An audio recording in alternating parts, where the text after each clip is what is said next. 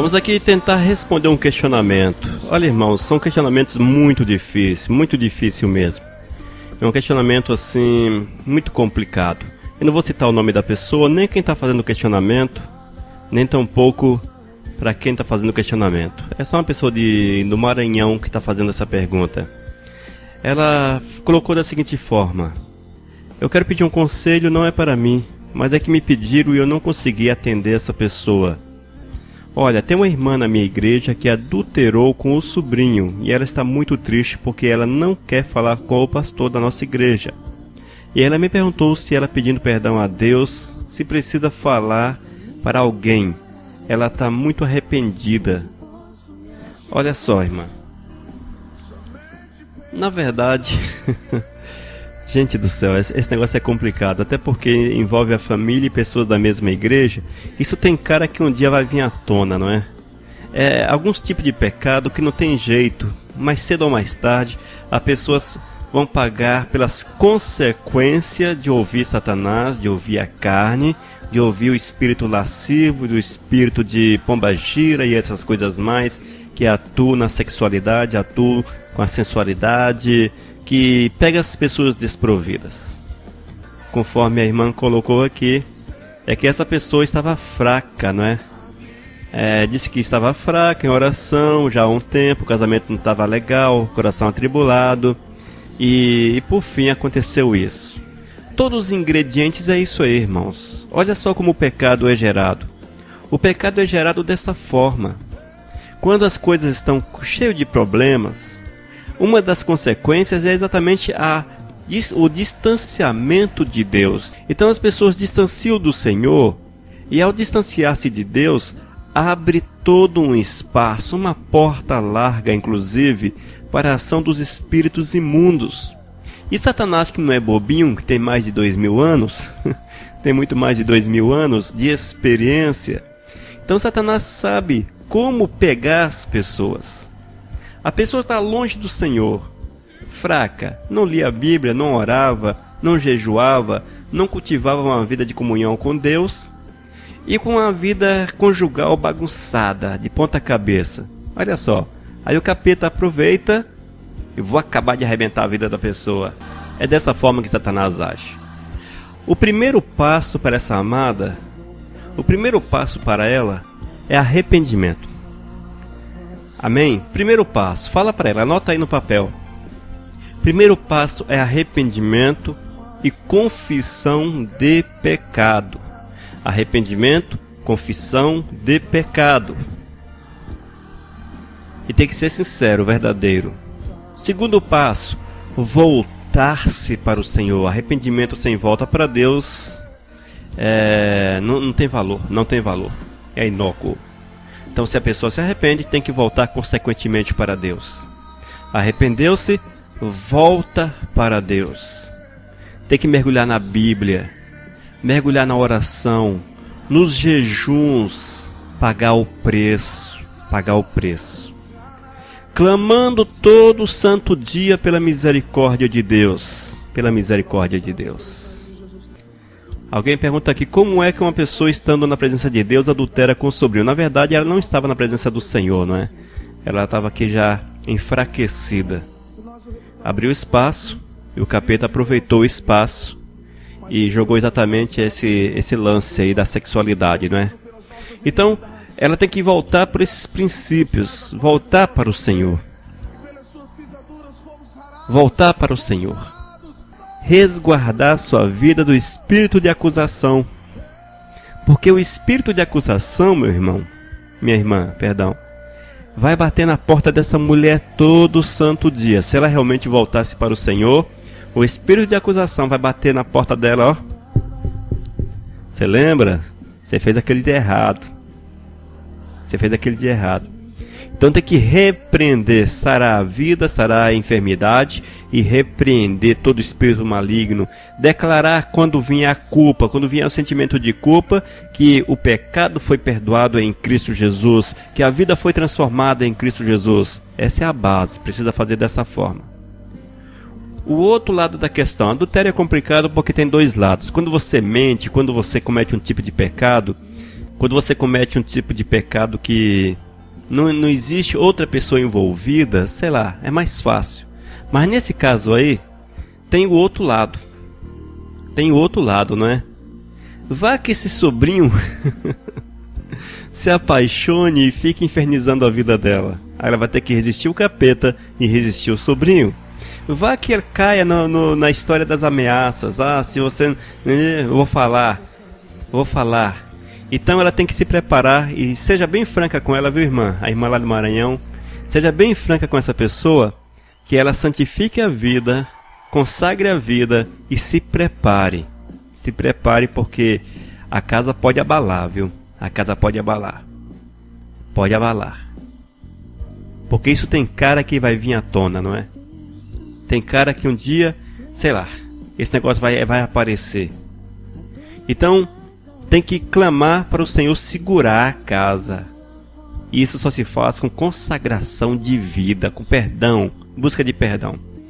A outra pergunta, se ela deve falar isso com o pastor. Olha, irmã, é muito sensível essa questão, extremamente sensível. Devido assim, à gravidade do fato, o peso que envolve essa situação toda, eu aconselharia a essa irmã a não falar com o pastor. Eu aconselharia. E que você também esquecesse disso. Entendeu, irmã? E que você que ouviu dela esquecesse disso. Seja o sacerdócio sobre a vida dela. Seja o sacerdócio sobre a vida dessa irmã e apaga isso da tua vida. Esqueça disso. E eu aconselharia, mas é um caso a caso, né, gente? Cada caso é um caso. Mas eu aconselharia a não falar com o pastor. Porque o perdão não vem do pastor. O perdão vem de Deus. Confessa o pecado para o Senhor e apaga isso da vida. Porque se confessar para o pastor, se falar com o pastor, pouca coisa o pastor vai poder fazer. Pouquíssima coisa o pastor pode fazer. O pastor não pode perdoar pecado, eu não posso perdoar teu pecado, eu não posso te liberar do erro, eu não posso, enfim, eu posso te ajudar, mas não liberar. Mas geralmente, infelizmente, as instituições funcionam da seguinte forma. Quando a pessoa vai e fala que esse pecado aconteceu, uma das primeiras ações é colocar a pessoa em suspensão. A pessoa é eliminada do hall de membros. E em cima disso aí vem tudo à tona. Ah, Elias Oliveira, você está ensinando a esconder o pecado? Não. Estou ensinando a apagar o pecado. Apagar o pecado. Passa a borracha no pecado. Tem 3 pessoas que sabem, que fique nessas 3 pessoas e morre por aí e acaba e santifica a vida e peça perdão a Deus e corra para o Senhor e viva a Deus na vida. Corre-se o risco de passar isso para o pastor. Tem muito pastor sem senso, irmãos. Me perdoem os pastores que me ouvem, mas tem muito pastor que não tem senso. Senso de zelo, sei lá, senso de responsabilidade, sei lá. E a primeira coisa que faz é passar aquilo para a igreja toda. Aí pronto. Aí você, além de desgraçar, entre aspas, desgraçar a vida da pessoa, entre aspas, não é? Além de arrebentar com a vida da pessoa pelo meio, lá se vai casamento, lá se vai toda uma série de situações. Então é melhor colocar uma pedra sobre o pecado. A Bíblia nos recomenda que devemos confessar o pecado e o Senhor joga no mar do esquecimento. Deus esquece do nosso pecado, por incrível que pareça. Mas nós, o homem, não esquece do pecado. Deus purifica esta mulher, purifica esse rapaz de uma forma que seja totalmente restaurados, completamente restaurados, renovados. Mas o homem não consegue perdoar, o homem não consegue restaurar, o homem não consegue esquecer. Essa mulher, se vier à tona que ela adulterou, ela será sempre vista como uma adúltera, sempre será vista como uma adúltera na igreja. Sempre estará na segunda linha, no segundo banco. Se ela é uma mulher que fazia alguma coisa na igreja, ela deixará de fazer. Além do casamento, ir para a cucuia e outras situações mais. Ah, Elias Oliveira, está ensinando a esconder o pecado? Não, não estou ensinando a esconder pecado, não. Estou ensinando você confessar pecado. Confessar pecado. E pecado confessado é pecado apagado. Pecado apagado é pecado esquecido. É pecado jogado no mar do esquecimento. Amém, irmã? Essa seria minha palavra para esta pessoa. Seria minha palavra. Mas como eu disse para você, cada caso um caso. Cada caso um caso. Amém? Cada caso um caso. Então a gente precisa conhecer a pessoa, ver até onde há arrependimento, até onde há uma volta para o Senhor, um conserto de vida, até onde. E não esquecendo que tem o outro lado da questão, não é? Que tem o outro lado da questão, que pode de uma hora para outra querer falar para todo mundo que pegou a tia. Aí a coisa está complicada e ela tem que estar mais ou menos preparada para os botes que o capeta pode dar. Olha, gente, pecado é o seguinte, pecado é um negocinho gostoso no início. Todo pecado é gostoso. O cara que fala que pecado não é bom é mentiroso. Todo pecado é gostoso, é saboroso, é delicioso. É por isso que é pecado. Amém? Se fosse ruim, ninguém pecava. Mas pecado é bom demais. Só que é tão bom que as pessoas não pesam as consequências. Não pesam. As pessoas não levam em consideração as consequências. Uma mulher, por exemplo, uma jovem, por exemplo, que vai para a fornicação com seu namorado, engravida, ela vai carregar a consequência do pecado pelo resto da vida. Sempre que ela olhar para o filho, ela fala, poxa, esse filho é filho da fornicação. Principalmente se não casar com o camarada. É filho da fornicação. É assim que funciona. Se você contrai uma doença em consequência do pecado, sempre que você for tomar o remédio, você vai lembrar, poxa, estou doente porque é consequência do pecado. O pecado é assim, é uma consequência. Sempre deixa consequências. No caso dessa senhora em especial, a consequência será sempre a culpa e talvez o medo. A culpa e o medo de essa situação vir à tona e o casamento dela rachar e tudo ir por água abaixo. Então ela tem que santificar a vida, buscar Deus e estar preparada para as consequências. Amém? Gente, eu sei que talvez você não concorde comigo nessa palavra. Você pode falar assim, não, Elias, a pessoa tem que falar com o pastor, tem que falar com o pastor. É, porque não é com a sua vida, tá? Não é com a sua vida. Porque eu tenho visto muito pastor estragar a vida de ovelhas, mandá-las para o inferno. Porque a pessoa, no seu momento de dificuldade, errou, pisou na bola, e todo mundo erra e pisa na bola. Todo mundo erra.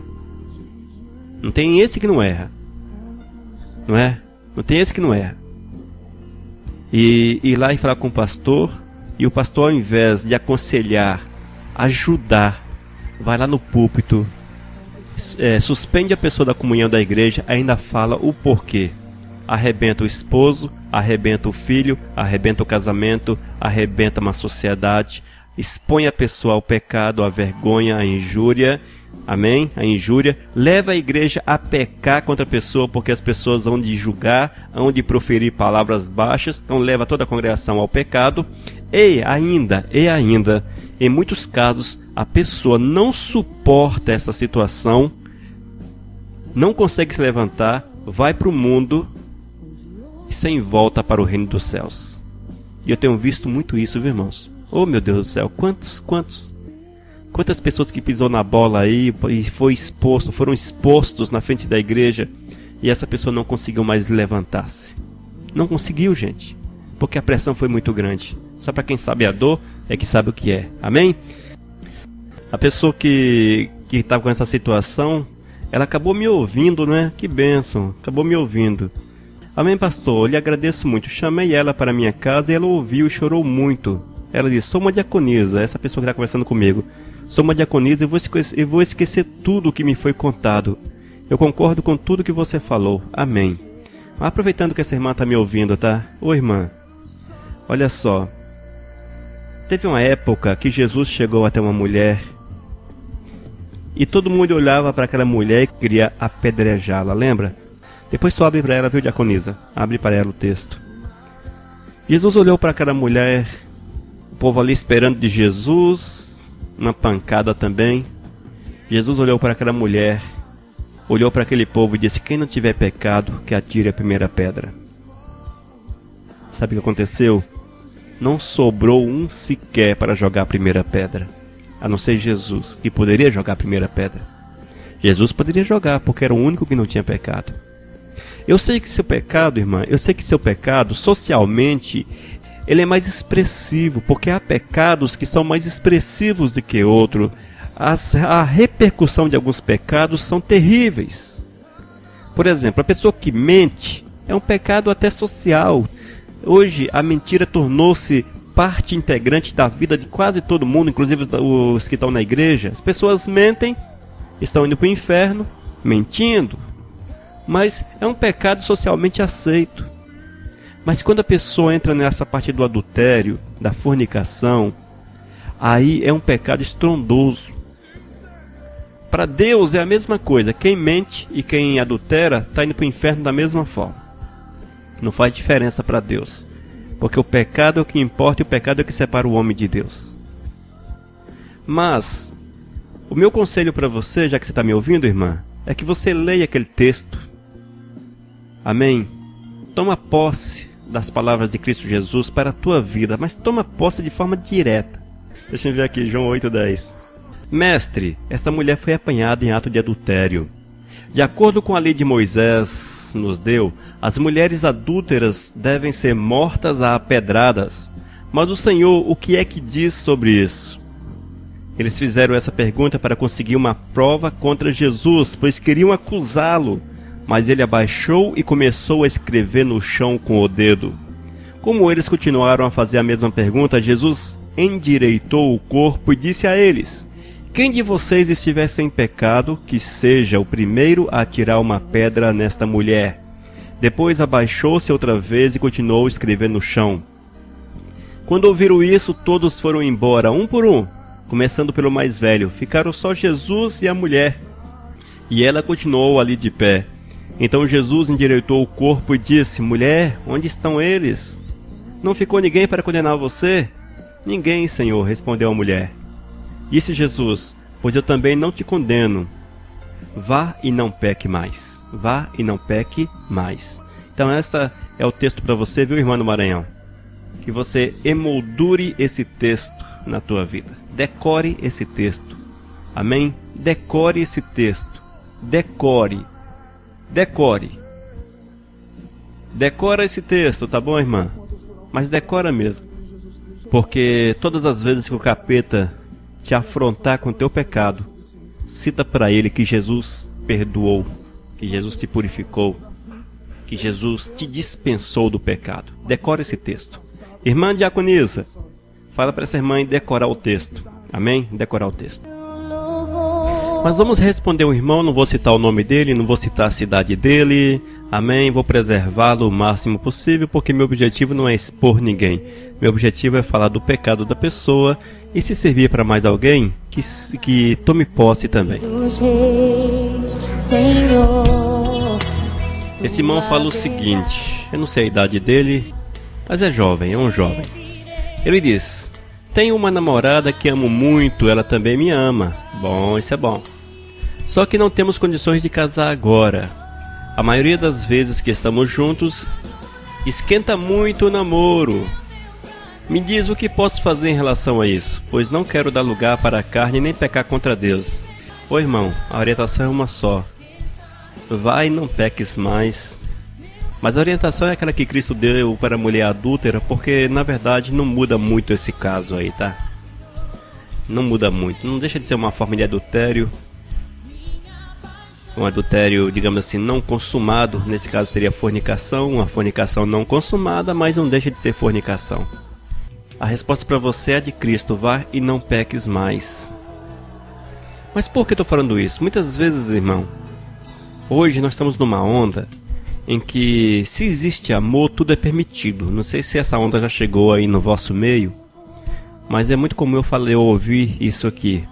Ah, Elias Oliveira, nós nos amamos. Nós nos amamos. Se nós nos amamos, é tipo assim, aí a gente pode, não é? A gente pode. Mas isso é uma filosofia diabólica. Uma filosofia diabólica. Porque o verdadeiro amor é aquele que nós temos por Cristo. Em primeiro lugar, devemos amar o Senhor. e em segundo o próximo como a nós mesmos. Então, quando nós amamos a Deus em primeiro lugar, o que é amar a Deus? É você viver em conformidade com todos os princípios ditados pelo Senhor. É tipo assim, o mandamento do Senhor ele sobrepõe todos os demais mandamentos, inclusive a lei de Deus é que deve ser observada. Primeiro, amar o Senhor, e quem ama o Senhor vive em conexão firme com Ele. O que vai acontecer com você é o seguinte, jovem. Nesses momentos de amasso aí, o diabo está preparando para você a cova. Eu falei há pouco aí para alguém comprar uma mala vermelha e pintar aí umas figurinhas de morcego, aquelas coisas todas de caveira, não é? Porque o cara tá com a passagem comprada pro inferno. Compra logo a mala vermelha, empacota a roupa e fica só esperando a hora da morte chegar. Olha, me desculpe, mas o seu caso é o mesmo. Ah, Elias Oliveira, mas eu sou pregador, eu sou oficial da igreja, eu sou uma pessoa ungida, sou pessoa disso, uma pessoa daquilo. Enquanto há pecado, há uma separação de Deus, com amor ou sem amor. Então, se a pessoa entra pelo lado da sensualidade, da lasciva, porque na verdade isso é uma lascívia, não é? A lasciva é o quê? É você levar a pessoa a um estado que você não pode satisfazer, mais ou menos assim. Uma pessoa lasciva é aquela que faz a outra pessoa pecar em decorrência da sensualidade. Então é um pecado como outro qualquer esse que vocês estão praticando. Pecado como outro qualquer. Você pode estar cheio do Espírito, falando em língua, profetizando e tudo mais. Mas se você está dando aqueles amassos legal aí, legal mesmo, é a lascívia que está entrando e a coisa complica, viu, meu jovem? Aí você pode comprar a sua malinha, de preferência vermelha, porque dizem que o inferno é vermelho, e ficar esperando a hora da morte chegar, porque o pecado está sendo consumado com penetração ou sem penetração. É a mesma coisa, o que está imperando aí é o desejo lascivo, e tudo isso está em desobediência aos princípios de Deus. Então fique atento, viu, irmão? Fique atento, converse com tua namorada. Se ela for servo de Deus, ela vai entender. Se não for servo de Deus, só tem que namorar com servo de Deus. Namorar é noivar, é namorar para casar. Amém? E se é para viver desse jeito, é melhor que vocês se casem e fiquem cada um na casa de seu pai, mas casados. Elias Oliveira, eu não suporto, eu não aguento essa situação. Peça permissão a Deus, vê se é o ok de Deus, se é a mulher dada por Deus para a tua vida. Se for, converse com as famílias, olha, nós precisamos casar porque nós nos amamos, nós temos o ok de Deus, nós temos o ok do Senhor, nós vamos nos casar, mas por enquanto nós não podemos constituir uma casa, montar uma casa. Que cada um viva na casa de seu pai, amém? Elias Oliveira, que conselho bravo é esse? Meu irmão, esse é conselho que vai para o céu, que leva o cara para o céu. Até vocês puderem morar, constituir uma casa, montar uma casa em definitivo. É melhor assim do que continuar da forma que está, com passagem comprada para o inferno, não é isso? Espero que você tenha me entendido. Não sinta-se ofendido com minhas palavras duras, que realmente são duras, tá? Mas é isso aí. E Cristo disse para você, vai e não peques mais. Então essa é a mesma palavra. Vai e não peques mais.